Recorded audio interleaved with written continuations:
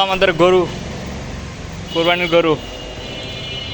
কেমন হচ্ছে বলেন সবাই? আহ, আহ, আহ, আহ, আহ, আহ।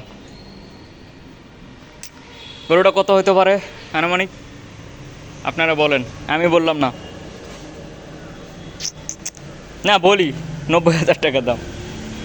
সুন্দর কিন্তু, হ্যাঁ গরুটা বরিশাল চরমুনার হাট থেকে কিনা হচ্ছে, কিন্তু মোটামুটি দাম ভালোই, মানে বেশি কমও না, বেশি বেশিও না।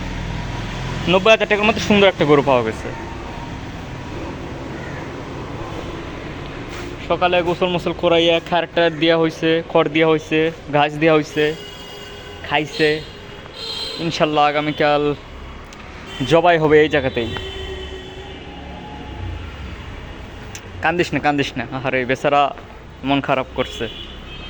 কালকে তাকে জবাই করা হবে, সে টের পাইছে যে কালকে আমাকে জবাই করা হবে। বেচারা চোখ দিয়ে সবসময় আমি পানি দেখি। আহ, আহ। ভয় পাস না, ভয় পাস না। ওখানে আরেকটা গরু আছে, ওটা আমাদের কাকার গরু।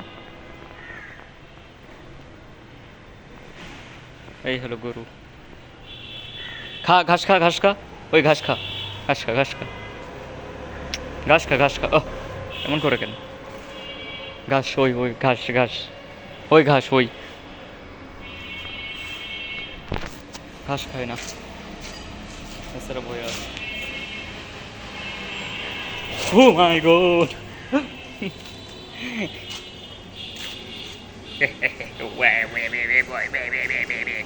কিছু বলো, কিছু বলো।